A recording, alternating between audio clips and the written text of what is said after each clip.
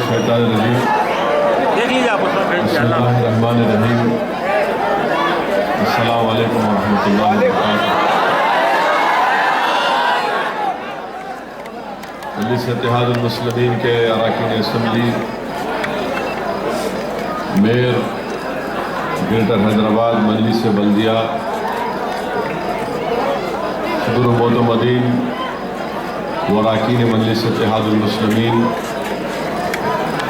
मोअज़्ज़िज़ हाज़रीन इकराम, बुज़ुर्गान मिल्लत, मेरे नौजवान साथियों और पस पर्दा बैठ कर सुनने वाली मेरी इज़्ज़तदार माँ और बहनों, अज़ीज़ान मिल्लत,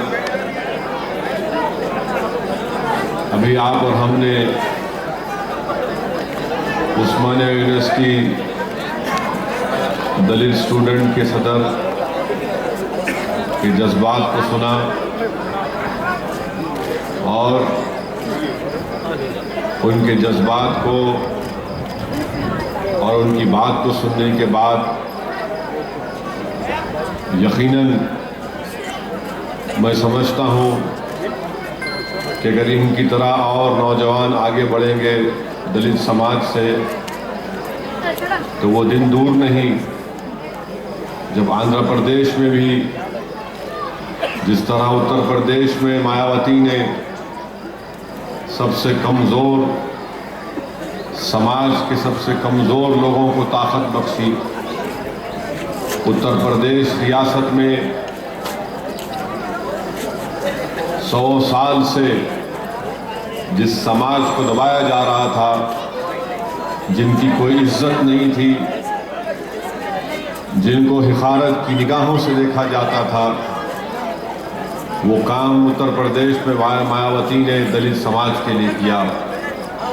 अगर आज जिस तरह ये नौजवान ने अपने जज्बात का इजहार किया, मजलिस इत्तेहादुल मुस्लिमीन यही चाहती है कि आंध्र प्रदेश में भी जो उत्तर प्रदेश की तरह दलित ने अपनी एक सियासी अलहदा शनाख्त को पैदा किया, आज ज़रूरत इस बात की है कि आंध्र प्रदेश में भी दलित ये आलाजाद के लोगों के चंगल से निकले और एक सियासी ताकत बनकर उभरे। मजलिस इत्तेहादुल मुस्लिमीन की कोशिश यही है कि हमारी रियासत में चाहे वो तेलंगाना हो या फिर आंध्रा की रियासत हो, ना इन दोनों रियासतों में ना मुसलमानों से इंसाफ हो सकेगा, ना दलितों से हो सकेगा उस वक्त तक जब तक दलित और मुसलमान मिलकर आगे नहीं बढ़ेंगे। और जिस दिन दलित और मुसलमान समाज एक सियासी प्लेटफॉर्म पर जमा हो जाएंगे, यकीनन हम अपने मसाइल को हल कर सकते हैं। आज दलित समाज में भी इतनी बड़ी तादाद में उनके नौजवान बेरोज़गार हैं, उनकी सफ़ों में बेरोज़गारी है, गुर्बत है, हुकूमत की स्कीमें हैं मगर उन स्कीमों से इनको फ़ायदा नहीं पहुंचता। और फ़ायदा क्यों नहीं पहुंचता? क्योंकि ना तेलंगाना रियासत में ना आंध्रा रियासत में दलितों की कोई सियासी आवाज़ है या उनकी क़यादत है। जिस दिन दलित समाज इस बात को समझ लेगा, जिस तरह उत्तर प्रदेश के दलितों ने इसको समझ लिया और इक़्तिदार को हासिल किया, आज उत्तर प्रदेश में किसी दलित के ऊपर जुल्म होता है तो पुलिस फ़ौरन हरकत में आती है और मुकदमे आयद करती है और गिरफ्तारियां पेश आती हैं।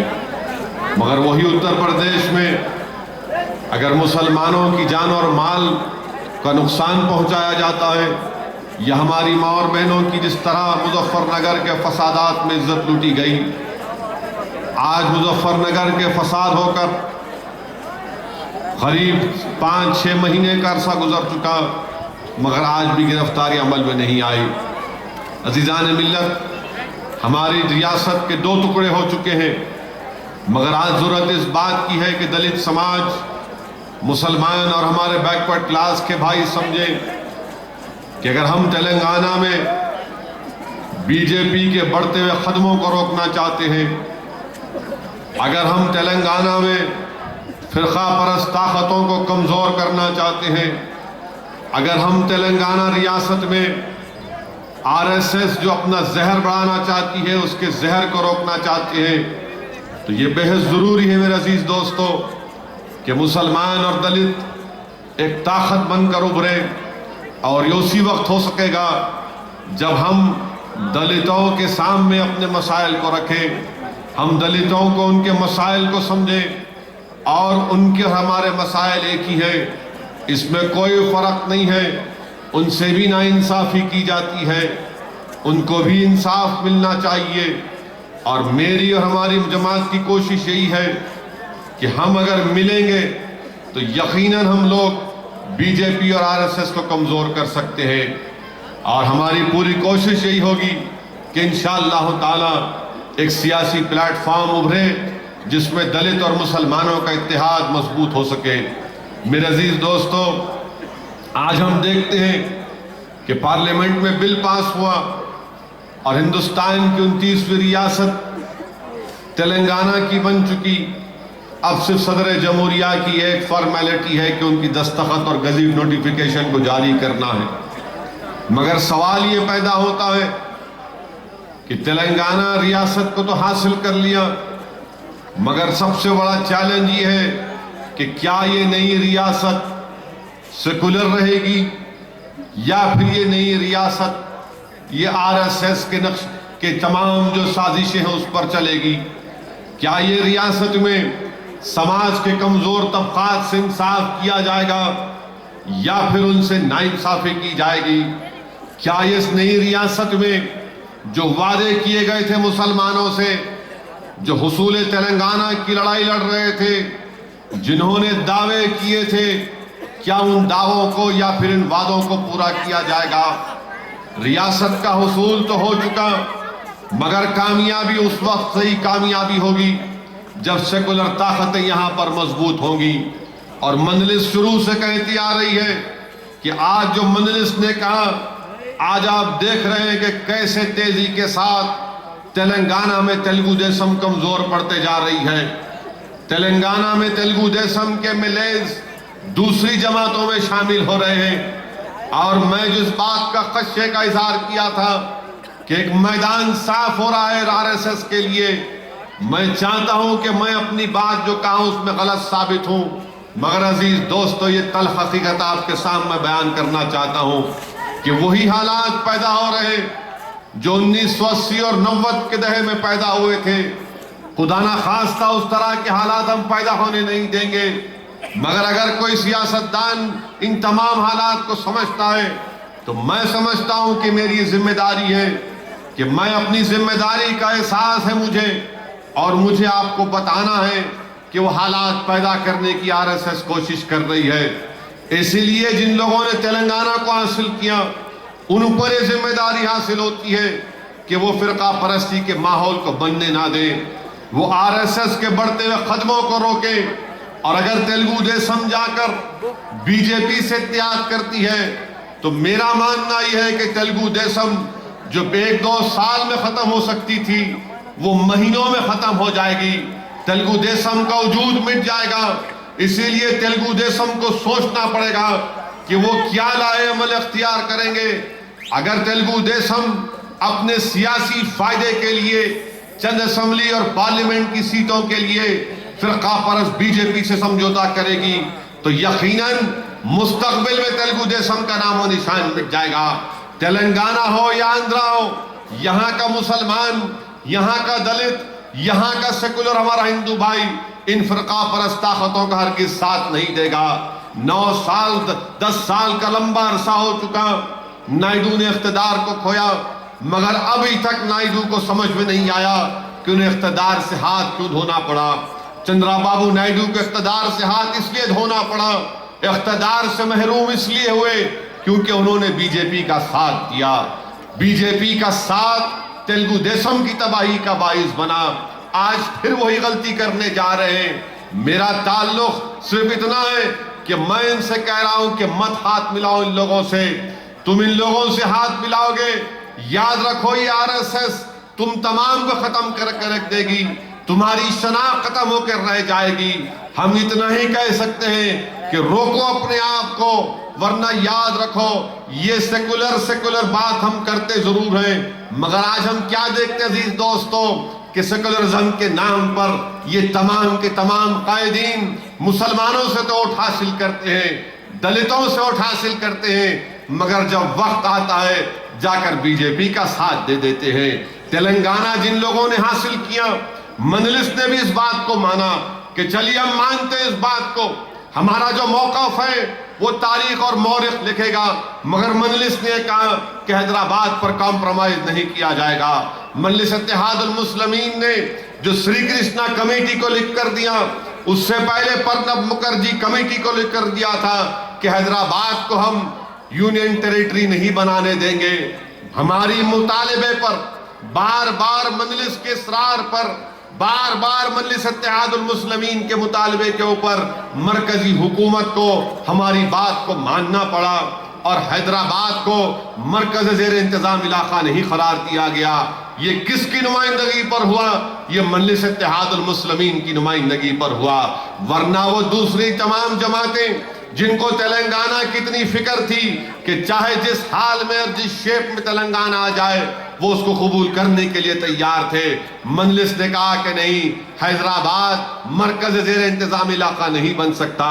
चंडीगढ़ के अतराफ 10 किलोमीटर पर पंजाब है, 8 किलोमीटर पर हरियाणा है, मगर हैदराबाद से सबसे करीब आंध्रा का बॉर्डर 180 किलोमीटर पर है, रायलसीमा का बॉर्डर 170 किलोमीटर पर है।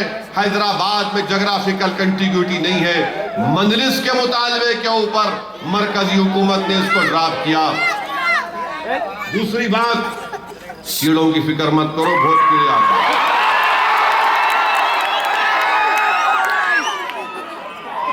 आप और हम तो जंगली जानवरों से मुकाबला कर रहे हैं, कीड़ों की फिक्र मत करो आप। वो एक जंगली जानवर है गुजरात का, जानवर ने कीड़ा ही छे उन्हें, और हमारे ये दलित नौजवान की तकरीर के बाद तो इंशाअल्लाह मुझे लगता है कि इस इलाके में जितने बड़े की दुकानें कल से उनके सेल में इजाफा होगा। आने देखिए आपके बीफ के ऊपर गाना बना दिया, हम बोले तो केस बुक कर देते। अब हमारा दलित भाई बोल रहा है कि हम फखर से कह रहे हैं कि हम बड़ा खाते, खाना चाहिए। गरीब क्या खाएगा? गरीब के पास पैसे नहीं है, ना मुसलमान के पास पैसे है, कहां से बकरे का गोश्त खाएंगे दलित और मुसलमान? अगर गोश्त खाना है तो वही बड़े का खा सकते। तो अब इंशाअल्लाह ताला मुझे लगता है कि पूरे बिस्मिल्लाह होटलों का भी बिस्मिल्लाह होगा, पूरी दुकानों में जितने बड़े के दुकानें हैं इंशाअल्लाह कल से सेल में और इजाफा होगा। तो इसके लिए वो तमाम दुकान वालों को इनका शुक्रिया अदा करना है, और बल्कि जितने हैदराबाद सिकंदराबाद में बड़े के गोश्त की दुकानें, वो लोग एक सेमिनार करके हमारे नौजवान लीडर को बुलाइए दलित के, उसका फायदा क्या है बताएंगे। उस्मानिया यूनिवर्सिटी में बीफ फेस्टिवल किए, बड़ा अहम काम हुआ।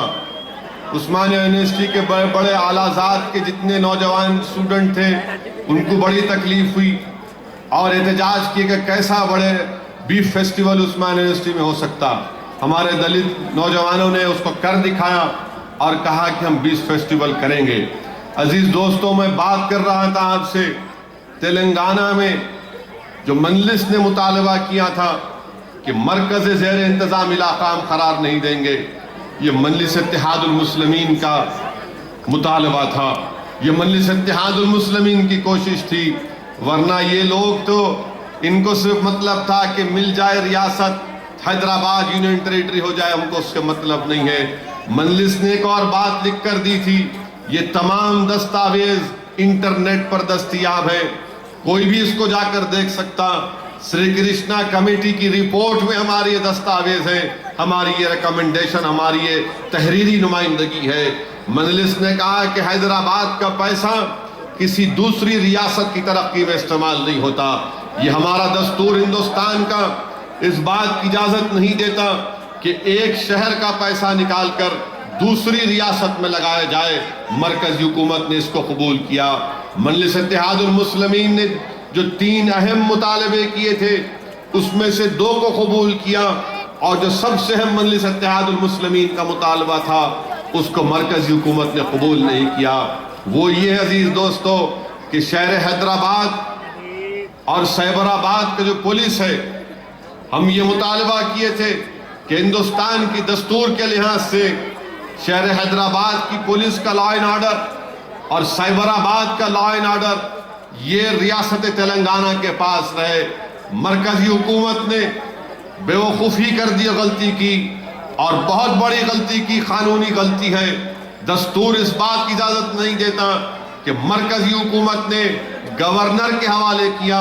मैं सवाल करना चाहता हूँ, जो लोग तेलंगाना की लड़ाई लड़ रहे थे, क्या आप इस बात पर राजी हैं कि शहर हैदराबाद का लॉ एंड ऑर्डर, साइबराबाद का लॉ एंड ऑर्डर गवर्नर साहब के पास रहे? ये कौन गवर्नर रहेगा?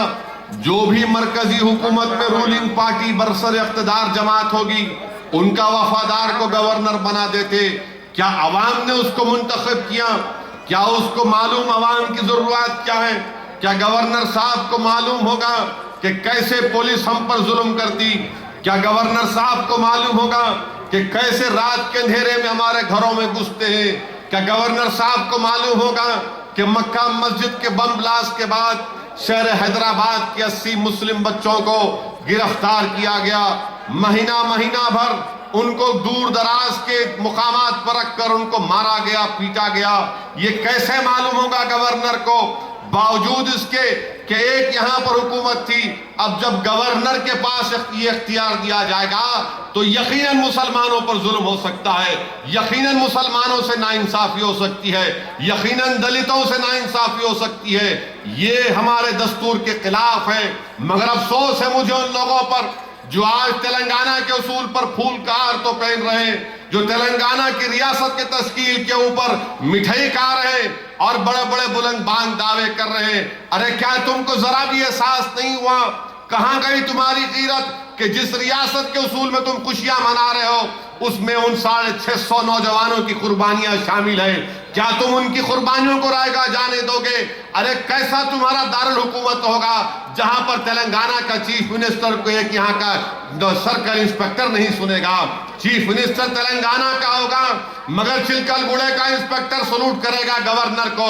चीफ मिनिस्टर तेलंगाना का होगा मगर डीसीपी यहाँ की होगी, वो सलूट करेगी गवर्नर को।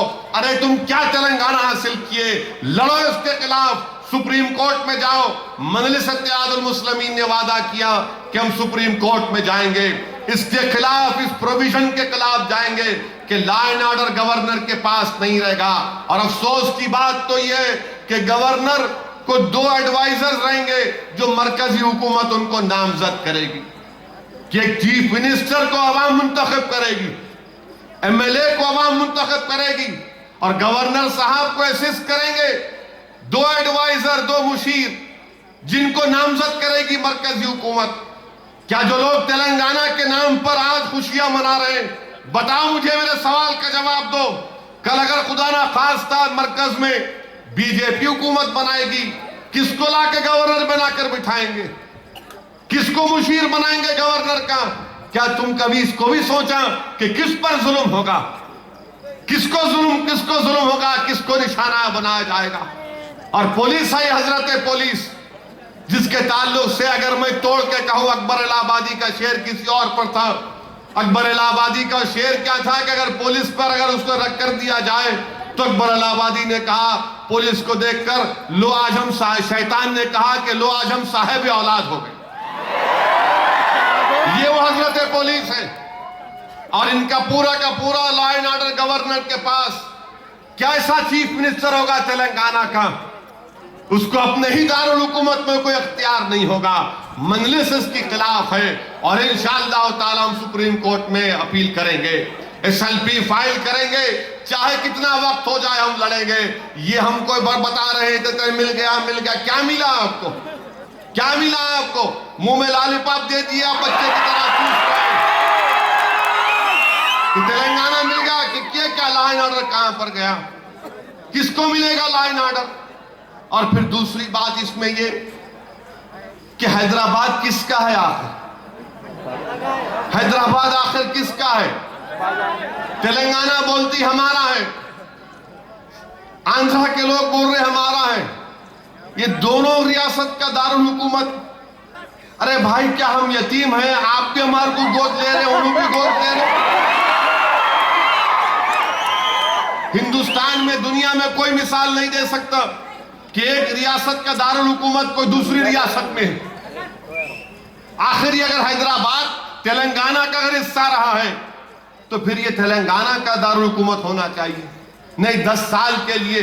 अरे याद रखो ये हिंदुस्तान है, 10 साल से कोई चीज शुरू होती तो कभी खत्म नहीं होती। सब चीज 10 साल से शुरू होती और कभी खत्म होने वाली नहीं। मगर 10 साल के लिए हैदराबाद को दारुल हुकूमत बना दिए तेलंगाना का, 10 साल के लिए दारुल हुकूमत बना दिए आंध्रा का। अब सेक्रेटेरिएट की आधी बिल्डिंग ये रियासत की, आधी बिल्डिंग उनकी रियासत की। अजीब और गरीब मामला रहेगा। बेचारा यहाँ के ट्रैफिक पुलिस वालों का क्या होगा। गाड़ी अगर आंध्रा से आएंगी तो चालान किसको लिख के देंगे, किसको रोकेंगे। पुलिस वाले तो कितों को सलूट मारेंगे। तेलंगाना का चीफ मिनिस्टर, आंध्रा का मिनिस्टर, गवर्नर, उसके 2 मुशीर, ये क्या खिचड़ी बना के छोड़ दिए। ये गलत है। ये एडमिनिस्ट्रेशन पर इसका असर पड़ेगा। पूरा का पूरा अख्तियार गवर्नर के पास रहेगा, पूरा अख्तियार गवर्नर के पास रहेगा। ये आज जो यहाँ के मिनिस्टर है तेलंगाना के, अरे तुमको हैदराबाद का कांस्टेबल पलट के नहीं पूछेगा, याद रखो। यार बात है कि हमारा मामला अलग है, हमारे पास ताकत, ये इख्तिदार, हमको इससे मतलब नहीं है। हमारा नाम काफी है, उठ जाते नाम सुनकर हम। मगर तुम्हारा क्या होगा, तुम्हारा क्या होगा, याद रखो। तुम सोच लो कि तुम मिनिस्टर हो गए हैदराबाद के, मगर तुम्हारे पास कोई अख्तियार नहीं होगा। तुम नाम के मिनिस्टर हो गए, तुम्हारे पास कोई पावर नहीं होगा। ये गैर कानूनी काम डॉक्टर मनमोहन सिंह की हुकूमत ने और कांग्रेस पार्टी ने किया। ये तौहीन है तेलंगाना की आवाम की, ये तौहीन है तेलंगाना की कि आप एक हुकूमत पर भरोसा नहीं करते और फिर कहते हैं कि नहीं, सीमांध्रा के लोग हैदराबाद में रहते हैं। हम शुरू से बोल रहे कि कोई सीमांध्रा के लोगों को आंच आने नहीं देंगे। ये हमारे भाई हैं। अगर इनको कोई सेटलर बोलेगा तो हम उनकी जबानें निकाल लेंगे। हम सीमांध्रा के लोगों के साथ ठहरेंगे, उन पर कोई आंच आने नहीं देंगे। हैदराबाद हिंदुस्तान का हिस्सा है, हैदराबाद सबका है, हैदराबाद हर मजहब के मानने वालों का है। हैदराबाद तरक्की करेगा तो इसमें सबको फायदा होगा, मगर हैदराबाद का दिल हमारा है, हमारा मानना है। मगर आप हैदराबाद के ऊपर बोले नहीं, यहां तो क्या निजामाबाद में लोग नहीं है, वो क्या खम्मम में नहीं है, क्या नलगुंडा के कोदाड़ में नहीं है, क्या खम्मम को फिर आप एसपी भी आप नामजद करिए, खम्मम का निजामाबाद के एसपी भी आप नामजद करिए। क्यों आप हैदराबाद के पीछे पड़ गए? ये गलत इक़दाम हुआ।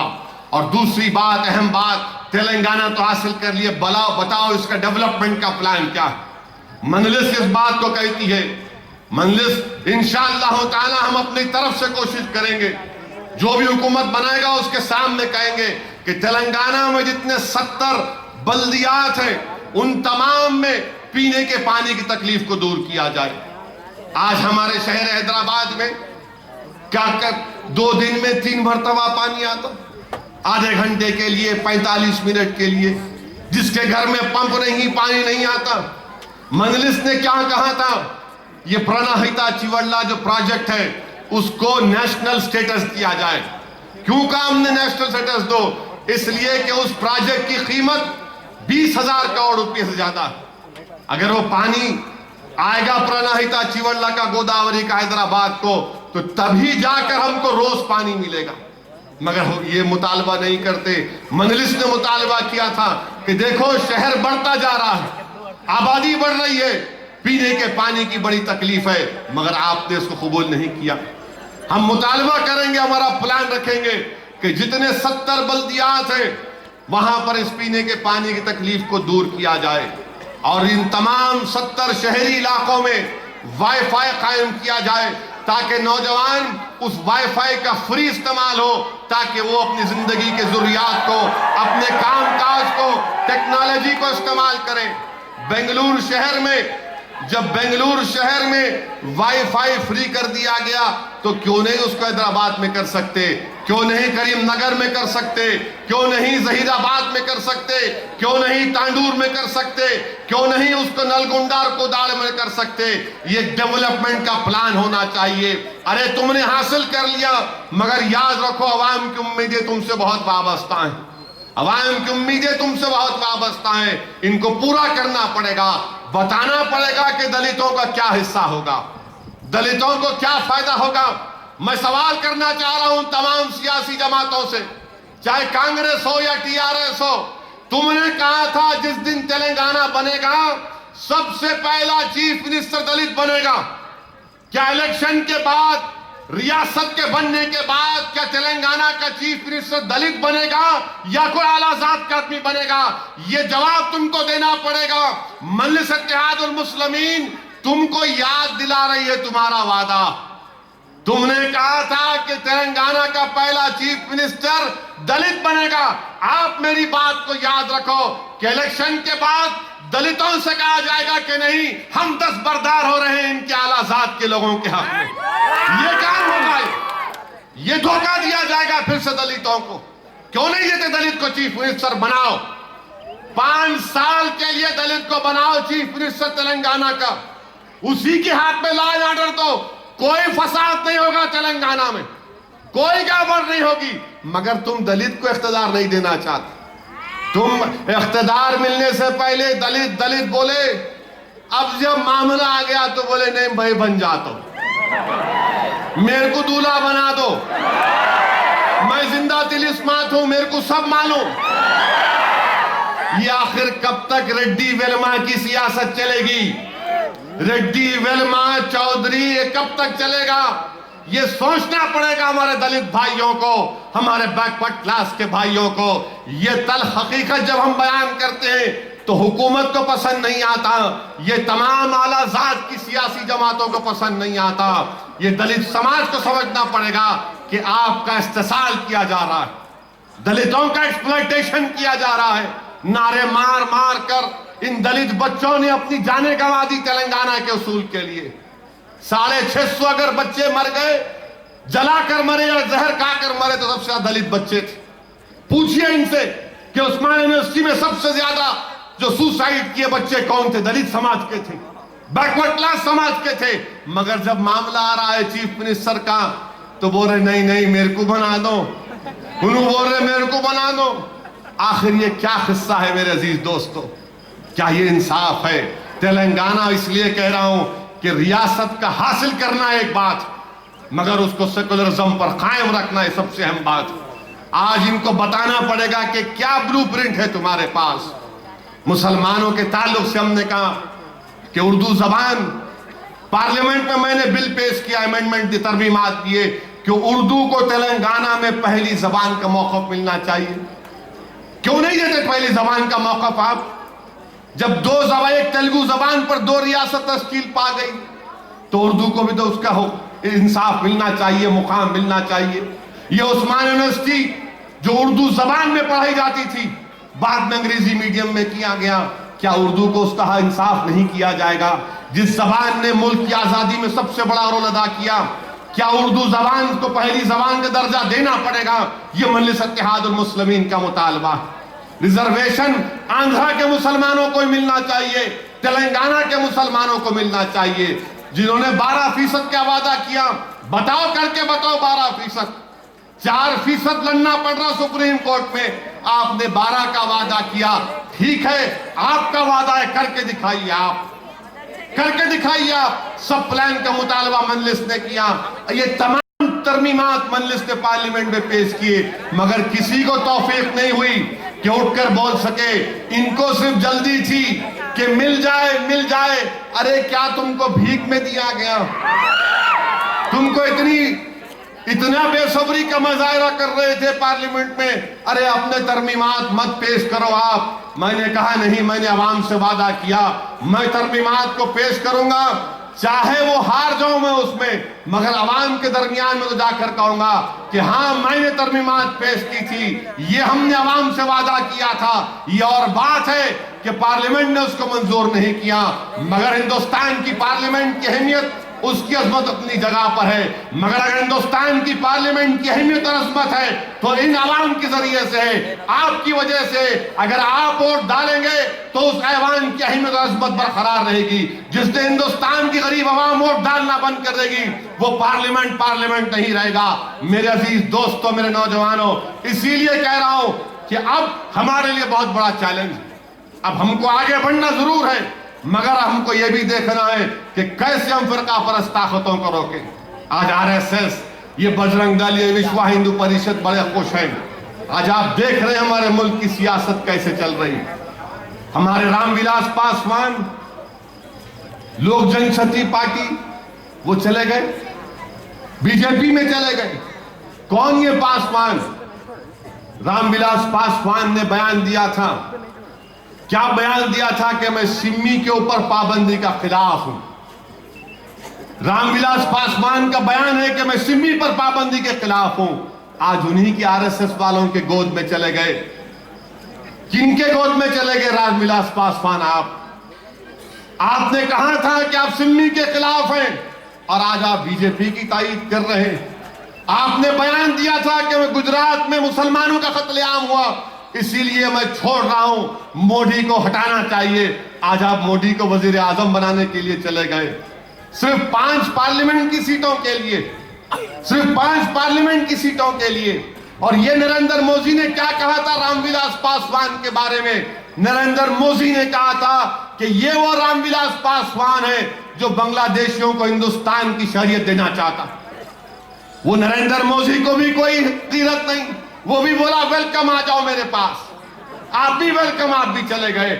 आखिर हिंदुस्तान की सियासत में, जिसको अंग्रेजी में कहते कि माइग्रेटरी बर्ड, ये हिजरत करने वाले परिंदे बन चुके। इलेक्शन आया तो इनके पास जाके बैठ गए, इलेक्शन आया तो उस पार्टी में जाकर बैठ गए। कभी तेलुगु देशम में चंद्रबाबू नायडू की तारीफ में गाने गाने वाले अब कह रहे हैं कि नहीं, हम आप पार्टी में चले जाएंगे। कोई वहां बोलता, कोई यहां बोलता। क्या हमारे हिंदुस्तान की सियासत में कोई ठहराव है या नहीं? हर आदमी अपने मफाद के लिए मुनाफिकत करता है। तेलुगु देशम में रहकर बड़ा बाजा बजाए, अब खामोश बैठे हुए हैं। चंद्रबाबू नायडू मोदी के साथ उठता बैठता तो साहब को जबान नहीं खुलती, जबान नहीं खुलती। आज रामविलास पासवान बिहार के चंद पार्लियामेंट की सीटों के लिए बीजेपी का साथ दे रहे हैं। और ये नरेंद्र मोदी कल दिल्ली में तकरीर, परसों दिल्ली में तकरीर करते करते ये कह दिया कि भगत सिंह जो है अंडमान में शहीद हो गए। अजीब व गरीब आदमी है। भगत सिंह वहां कैसा चले गए भाई? काला पानी उनको वहां नहीं हुई। अरे कोई तो पढ़ाओ इसको। क्या तुम्हारे पास हिस्ट्री पढ़ाने वाला नहीं है? कोई तो पढ़ाओ बेचारे को। भगत सिंह को सूली पे सजा दी गई लाहौर में। भगत सिंह वहां पर शहीद हुए, इन्होंने नहीं वहां पर हुए। अजीब व गरीब, इन्हें हिंदुस्तान का प्राइम मिनिस्टर बनने का ख्वाब देख रहा है इन्हें। और फिर दूसरी बात, किसी जलसे में कह दिए कि हमारे बाबा कौम का नाम गांधी। अगर आप एक बच्चे से पूछेंगे कि बेटा एमके गांधी का पूरा फुल फॉर्म क्या है, तो बोलेंगे मोहनदास करमचंद गांधी। जो हिंदुस्तान का वजीर आजम बनना चाह रहा उन्हें बोला मोहनलाल। अजीब व गरीब लाल है ये। मेरे ख्याल से इनका जो जुमला है बीफ इज द स्ट्रेंथ, थोड़ा चकाना पड़ेगा इसको। मगर पेट ताप नहीं लाता है इनका। ये खाली इंसानों का खून चखने वाले हैं लोग, ये इंसानों का खून चखने वाले, ये मुसलमानों के दलितों की इज्जतों से लूटने वाले। इनको क्या मतलब? अजीब व गरीब शख्स को बीजेपी ने वज़ीर आज़म को उम्मीदवार बना के पेश कर दिया। आरएसएस और बीजेपी के फाउंडर्स में श्यामा प्रसाद मुखर्जी, तो इन्हों बोले नहीं, उन्होंने वहां उनकी श्यामा प्रसाद मुखर्जी का इंतकाल हुआ जम्मू कश्मीर में, तो इन्होंने बोले नहीं, मैं उनकी राख स्विट्जरलैंड से लाया। अरे वो दूसरे श्यामा थे भाई, ये भी नहीं मालूम। अलेक्जेंडर कहते यहां तक आ गया था, गुजरात तक। अजीब और गरीब आदमी को हिंदुस्तान का वजीर आजम बनाने की कोशिश कर रही है। बीजेपी के पास क्या पढ़े लिखे लोग नहीं है? हमारे को बोलते अनपढ़ अनपढ़, दलित नहीं अनपढ़। दलित को तो मालूम ना, बाबा कौम का नाम मालूम हमारे को, भगत सिंह के बारे में हमारे को मालूम, चंद्रशेखर आजाद के बारे में हमको नाम मालूम, अशफाकुल्लाह के बारे में मालूम। आपके वजीर आजम के उम्मीदवार को यह भी नहीं मालूम कि भगत सिंह कहां, उनकी मौत हुई कहां, उनको फांसी दी गई। मगर ये बन रहे हैं, ख्वाब देख रहे हैं, ख्वाब देख रहे हैं। अरे सवाल ये पैदा होता बीजेपी वालों, अटल बिहारी वाजपेयी वजीर आजम थे तो होलसेल रिटेल में एफडीआई की इजाजत दी, माना उस बात को, पेपर लिखा। कल मोदी परसों बाद में पार्लियामेंट में एफडीआई के पर बहस हुई तो बीजेपी ने कहा नहीं, हम एफडीआई में, हम रिटेल में एफडीआई के खिलाफ। कल तकरीर करते हुए क्या कहा मोदी ने कि नहीं, हम कायल हैं, एफडीआई आना चाहिए रिटेल में। अरे तुम्हारी कोई पॉलिसी है या नहीं? अटल बिहारी वाजपेयी एक बात बोल रहे, फिर तुम्हारी पार्टी उसको बदल दी पार्लियामेंट में, फिर कल मोदी एक बात बोल रहा। आप देखिए कितना तजाद इन लोगों में है। और फिर हमारे दलित भाई से कहना चाहूंगा, मेरी आवाज अगर हमारे दलित भाइयों तक पहुंच रही है तो सुन लो। बीजेपी में जो एससी सेल का चेयरमैन है जिसका नाम भी पासवान है, अगर मैं गलत ना कहूं तो संजय पासवान नाम है उसका, उसने कहा, क्या कहा कि बीजेपी ये सोच रही है, हम पूरा तैयार हो चुके हैं कि जो थर्ड जनरेशन दलित है उनको रिजर्वेशन ना मिले। थर्ड जनरेशन दलित को रिजर्वेशन नहीं मिलना, ये बीजेपी वाले बोल रहे हैं। तुम कौन होते दलितों को रिजर्वेशन रोकने वाले? जो रिजर्वेशन बाबा साहब अम्बेडकर ने दिया, जिसको गोलवालकर हेड्डेवर ने नहीं दिया, जिसको तुम्हारे गुरुजी ने नहीं दिया, ये रिजर्वेशन मिला तो अम्बेडकर ने दिया। इनका आदमी कह रहा है कि नहीं, थर्ड जनरेशन को मिलना चाहिए। आप बताइए अजीज दोस्तों, क्या इनकी बातों में तजाद नहीं है? क्या इनकी बातों में तजाद नहीं है? धोखा दे रहे हैं दलितों को आरएसएस वाले। और पेपर तैयार हो चुका है बाज़ाब्ता कि थर्ड जनरेशन दलितों को रिजर्वेशन ना मिले। ये बीजेपी वाले कह रहे हैं। बताइए कि क्या ये दलितों को कबूल होगा? क्या दलित तैयार होंगे इस बात को? मैं नहीं समझता कि कोई हिंदुस्तान के दलित तैयार होगा, कोई भी तैयार नहीं होगा। हर महाज पर बीजेपी नाकाम साबित हो रही है, मगर फिरका परस्ती का पैगाम लेकर मोदी आगे बढ़ रहा है। याद रखिए, टीवियों पर जो आ रहा है, टीवियों पर जो आ रहा है, सुनो, टीवियों पर जो आ रहा है कि बीजेपी को 220, 230, ये तमाम के तमाम ओपिनियन पोल करने वाले ये मोदी के चमचे हैं, ये मोदी के गुलाम हैं, ये मोदी के पैसे खाने वाले हैं। इनको हराम खा खा के मोटे हो चुके हैं। आप अंदाजा लगाइए कि एक ओपिनियन पोल की कंपनी है सीओटर, एक चैनल को एक बता रहे, एक चैनल को एक रिपोर्ट दे रहे। स्टिंग ऑपरेशन हुआ तो उन्होंने खुद बोल रहे हैं। एक ओपिनियन पोल की कंपनी बोल रही कि जो हमको बढ़ के पैसे दिया हम तोड़ मोड़ के पेश कर देते, तोड़ मोड़ के पेश कर देते कि 220, अरे 220 नहीं, तू 420 भी लिख ले, कुछ होने वाला नहीं है इंशाअल्लाह। ओपिनियन पोल ये क्या होगा इस जमहूरियत का? क्या होगा हमारी जमहूरियत का? और अखबार वाले अपने आप को समझते कि हम हिंदुस्तान के बहुत बड़े बादशाह हैं। हिंदुस्तान का अखबार का हर एडिटर ये समझता है कि मैं लिख दिया तो ऐसा लिख दिया कि नौजुबिल्लाह फरमाने इलाही है, मैं लिखा तो सब पूरा हो गया। नहीं, अखबार के एडिटर वालों, तुम जो लिख लो, जो लिखना है लिखो। अवाम जमहूरियत में बादशाह है, अवाम जिसका साथ देगी वही हुकूमत बनाएगा। आज मोदी की तारीफ में मोदी के ताल्लुक से बाजा बज रहा है। कल हिंदुस्तान के अंग्रेजी अखबार इंडियन एक्सप्रेस में इश्तिहार छपा, बड़े बड़े मुस्लिम लोगों के नाम उसमें कि नहीं, मोदी को भूल जाओ, गुजरात को भूल जाओ, ऐसा नहीं हुआ था। अरे हमको बोलने वालों, मैं तुमसे कह रहा हूं, अरे जफर सरेश वाला, शाहिद सिद्दीकी, अगर तुम्हारी बहन को रोड पर लाकर नंगा करके मारा जाता तो क्या तुम उसको माफ करते? अगर तुम्हारे भाई के जिस्म में 3-3 गोलियां दाग दी जाती तो क्या तुम खामोश बैठते? क्या सोहराबुद्दीन कुछ भी था होगा, क्या हमारा भाई नहीं था? क्या एहसान जाफरी हमारा रिश्तेदार नहीं था होगा? मगर जो रिश्ता अल्लाह ने कायम किया कलमे का रिश्ता। सोचो थोड़ी देर के लिए कि ये बिल्डिंग के ऊपर जकिया जाफरी खड़ी हुई है और इस रोड के ऊपर देख रही है एक औरत कि मेरे शौहर की गर्दन मारते हैं, उसके सर को फुटबॉल के साथ खेलते हैं, उसके जिस्म के टुकड़े करते हैं। जाकर तुम जकिया जाफरी से बोलो कि माफ कर दो कातिलों को। क्या जकिया जाफरी माफ करेगी? नहीं माफ करेगी, क्योंकि तुम्हारी मां और बहनों से वो हरकत नहीं की गई जो हमारी मां और बहनों से की गई। तुम अगर मोदी को माफी करने की बात कर रहे हो तो तुम कलमे के रिश्ते को भुला दे रहे हो, तुम इंसानियत को भुला दे रहे हो। आज 12 साल हो चुके हैं गुजरात का फसाद होकर, 12 साल हो चुके हैं, मगर जिसके जेरे क़यादत, जिसके जेरे सरपरस्ती गुजरात की सरजमीन को हमारे खून से लाल किया गया, आज वो हिंदुस्तान का वजीर आजम बनने का ख्वाब देख रहा है। क्या ये शर्म की बात नहीं है हमारी जमहूरियत के लिए कि क्या बीजेपी को कोई नहीं मिला, ऐसा शख्स मिला जिसने हम पर जुल्म किया? और राजनाथ सिंह बोलते जरूरत पड़ी तो मैं माफी मांग लूंगा। किसकी माफी मांगेंगे आप? किसकी माफी मांगेंगे आप?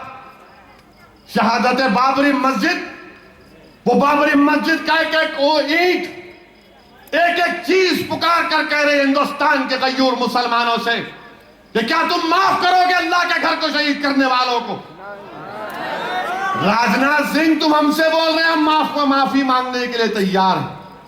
6 दिसंबर हमको याद है राजनाथ सिंह, तुमने बाबरी मस्जिद को नहीं गिराया, तुमने बाबरी मस्जिद को शहीद नहीं किया, तुमने हिंदुस्तान की बुनियादों को कमजोर कर दिया, तुमने हिंदुस्तान का नुकसान किया। महात्मा गांधी के कत्ल से ज्यादा सिया दिन शहादत बाबरी मस्जिद का दिन।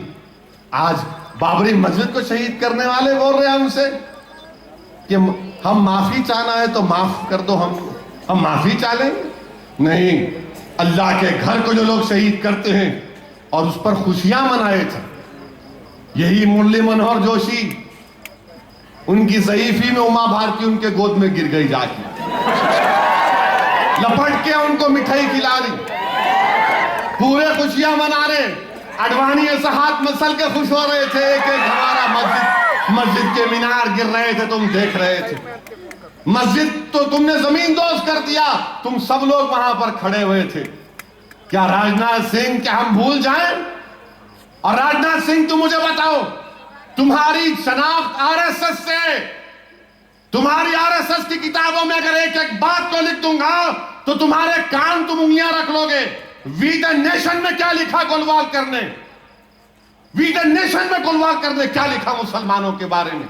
मैं बार बार कहता हूं कि बीजेपी के वेबसाइट पर जाओ, जाकर देखो पंडित दीनदयाल उपाध्याय की जो थियोरी लिखी हुई है इंटीग्रल ह्यूमैनिज्म, क्या लिखा पंडित दीनदयाल उपाध्याय ने कि मुसलमानों पर भरोसा नहीं कर सकते, मुसलमानों पर भरोसा नहीं कर सकते।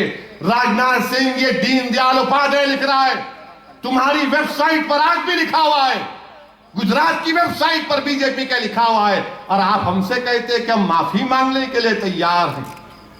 क्या जकिया जाफरी को जाकर तुम कह सकोगे? क्या तुम कौसर बी से कह सकोगे? क्या इशरत जहां से कह सकोगे? इशरत जहां क्या थी? क्या इशरत जहां कोई टेररिस्ट थी? इशरत जहां को तुम गोली मारकर, उसकी जिस्म में गोलियां मारकर उसकी लाश को रोड पे फेंक दिए। किस किस से माफी चाहोगे? ये ढोंग रचा रही है आरएसएस। आरएसएस ये चाहती है कि मुसलमान मुत्तहिदा तौर पर अपने वोट का इस्तेमाल ना करें। आरएसएस खरीद रही है दिल्ली में, बड़े बड़े बिकने वालों को खरीद रही है। इनके चेहरे दिखने में बहुत अच्छे नजर आते हैं, मगर याद रखो ये मीर जाफर और मीर सादक से बदतरीन लोग हैं। ये उन लोगों को आरएसएस खरीद रही है और उनसे कह रहे कि जाओ मुसलमानों से बोलो कि 2002 होकर 12 साल हो गए, बाबरी मस्जिद शहीद होकर 20 साल हो गए, अरे भूल जाओ, नए भारत को बनाना है, नई तारीख को लिखना है। याद रखो नई तारीख जरूर लिखेंगे, हिंदुस्तान को मजबूत बनाएंगे, मगर तुमको कभी माफ नहीं करेंगे। यकीनन मुल्क मजबूत होगा। तुम ये कहना चाह रहे हो आरएसएस वालों कि बगैर तुम्हारे मुल्क मजबूत नहीं होगा? अरे ये महात्मा गांधी के कातिल, ये हिंदुस्तान के सेकुलरिज्म के दुश्मन ये मुल्क को क्या मजबूत करेंगे? हमारा मुल्क कब मजबूत होगा? हमारा मुल्क कब तरक्की करेगा मेरे अजीज दोस्तों? जब इस मुल्क का सेकुलरिज्म मजबूत होगा। और ये लोग तो सेकुलरिज्म के दुश्मन हैं, ये तो सेकुलरिज्म के दुश्मन हैं। क्या क्या नहीं किया इन लोगों ने। इलेक्शन आ गया तो डेवलपमेंट की बात कर रहे हैं। कहां का डेवलपमेंट? कौन सा डेवलपमेंट? सच्चर कमेटी की बात करने वालों, गुजरात में जो मुस्लिम बच्चों को रिजर्व स्कॉलरशिप मिलती है, प्री मैट्रिक स्कॉलरशिप, उसको गुजरात की हुकूमत नहीं देती। क्यों नहीं देती गुजरात की हुकूमत? सुप्रीम कोर्ट में अपील किए, हमको स्कॉलरशिप नहीं मिलना, फिर बोलते डेवलपमेंट की बात करती है बीजेपी। अजीज दोस्तों, फिर आप देखते क्या है कि फिर इनके विश्व हिंदू परिषद के सदर, साबिका सदर, सीनियर लीडर अशोक सिंघल बयान दे दिए। क्या बयान दे दिए कि मुसलमानों की आबादी बहुत ज्यादा बढ़ रही, इनकी आबादी को रोकना है तो हर हिंदू घर में 5 बच्चे पैदा करना। मुझे यकीनन कोई इतराज नहीं है, मुझे यकीनन कोई इतराज नहीं है अगर हमारे हिंदू भाई 5-10 पैदा करें। मैं बिल्कुल दिल की गहराइयों से अपनी बात को ईमानदारी से कह रहा हूं कि आप पैदा करिए, हमको इतराज नहीं है। आपको बेहतर मालूम आपके लिए अच्छा क्या है, मगर इन्हों ये क्यों बोलना कि हमारी मिसाल क्यों दे रहे हैं आपको? यकीनन हमारे पास पेट भर के बच्चे हैं, हम इस बात को मानते हैं। बाद मुस्लिम घरानों में बच्चे भी नहीं हैं, बाद माएं तड़पती हैं अपनी गोद भरने के लिए। हमारे पास 5 भी हैं, 2 भी हैं, 1 भी है, मगर नफरत क्यों कर पैदा करना? तुम नफरत पैदा कर रहे 2 मज़ाहिब के मानने वालों में। मिसाल दे रहे मुसलमानों की, इनकी आबादी अगर बढ़ गई तो फिर हिंदू को खतरा। क्या खतरा होगा हिंदुओं को? क्यों खतरा होगा हिंदुओं को? क्या हिंदुस्तान हमारा नहीं है? क्या हम इस वतन को मजबूत देखना नहीं चाहते? क्या हम इन सरहद की हिफाजत करना नहीं चाहते? और फिर आप में हम में कितना फर्क है? मुसलमान अगर 15 करोड़ है, दलित समाज और कबाइल समाज, ईसाइयों को छोड़ दें आप, तो करीब 65% हिंदू समाज। आपको 65% को 14% से खतरा है। क्या खतरा है बताइए आप? क्या खतरा है मुझे बताइए आप? तो नहीं, 5 लोग पैदा कर रहे, आप भी 5 पैदा करो। ठीक है, आपकी बात को मानता हूं अशोक सिंघल। अब मैं तुमसे कह रहा हूं, बताओ तुम्हारे वजीर आजम को उम्मीदवार नरेंद्र मोदी के पास कितने बच्चे हैं? उसको तुम नहीं बोलते पैदा करो बोल के? उन्हें नहीं पैदा करना। आप सारे हिंदुओं को बोल रहे तुम 5 पैदा करो, पहले अपने बच्चे को तो बोलो। एक तो पैदा करके बताए, एक नहीं, वजूदी नहीं। अब ज्यादा बोले तो बोलेंगे 103 ओवैसी ने कहा। मैं कह रहा हूं मित्रों कि पूरा मुल्क का बच्चा मेरा बच्चा। अच्छा, ये मैं नहीं पैदा करा क्योंकि मेरे पूरे बच्चे मेरे बच्चे। ऐसा बोले तो फिर पूरे दुनिया के मुसलमानों के बच्चों का बाप मैं। अरे क्या बात है बताइए आप? नफरत कौन पैदा कर रहे? हम नहीं कर रहे। तुम अगर हमारी मिसाल देंगे तो जवाब देंगे, हम जवाब देंगे। तुम जो बोलो जवाब देंगे। उत्तर प्रदेश में अगर मुलायम सिंह तुम्हारा एजेंट बन चुका तो मैं क्या कर सकता हूं? उत्तर प्रदेश में अगर मुलायम सिंह तुम्हारी बी टीम बन चुकी आरएसएस वालों, तो यह मत समझो कि उत्तर प्रदेश में मुलायम सिंह हमारा नुमाइंदा है। उत्तर प्रदेश में मुलायम सिंह तुम्हारा नुमाइंदा है, तुम्हारा प्यादा है, तुम्हारा चेहरा है वो। तुम धोखा देती आए। उत्तर प्रदेश में सुना आपने, हमको बोल रहे 5 पैदा कर रहे। ये आरएसएस वाले कोई शादी नहीं करते, नहीं करते ये लोग बोलते नहीं हम नहीं करेंगे। हम जो है अंग्रेजी का लफ्ज है सेलिब्रेट, क्या सेलिब्रेट रहेंगे, हम नहीं करेंगे। अरे भाई साहब क्यों नहीं करते आप? मगर नफरत मत पैदा करो। आप नहीं करना चाह रहे मत करो, अच्छा है। आप मत करो, मगर ये नफरत पैदा करने की बातें मत करो। और फिर अजीज दोस्तों, बंबई में हम बंबई को नहीं जा सकते, मुंबई को नहीं जा सकते हम, मगर अखबार में कल आया, क्या आया अखबार में, मुंबई के टाइम्स ऑफ इंडिया अखबार में न्यूज आई, हमारे एक बहुत बड़े सितंबर 1990 को एक जैनुल आबिदीन जुवाले साहब, ये कोकन के मुसलमान हैं। 1990 में जब सद्दाम हुसैन ने इराक पर हमला किया था, ये एक मर्चेंट शिप के कैप्टन थे, कार्गो शिप के, जैनुल आबिदीन जुवाले साहब। जब वो कुवैत को पहुंचे, इनको नहीं मालूम था कि सद्दाम हमला कर दिया। 722 हिंदुस्तानी जो भूखे मर रहे थे, अपनी किश्ती में सवार करा के बंबई को लेकर गए। इनका नाम क्या है? जैनुल आबिदीन जुवाले, कोकन के मुसलमान। इनके दादा फकीर मोहम्मद जुवाले, ये हिंदुस्तान का सबसे पहला स्कूल बनाए थे, कैसे कश्ती चलाना समंदर में, जो अंग्रेजी का लफ्ज है नॉटिकल माइल्स, इनके दादा ने बनाया। उनको 1980 में पद्मश्री मिला।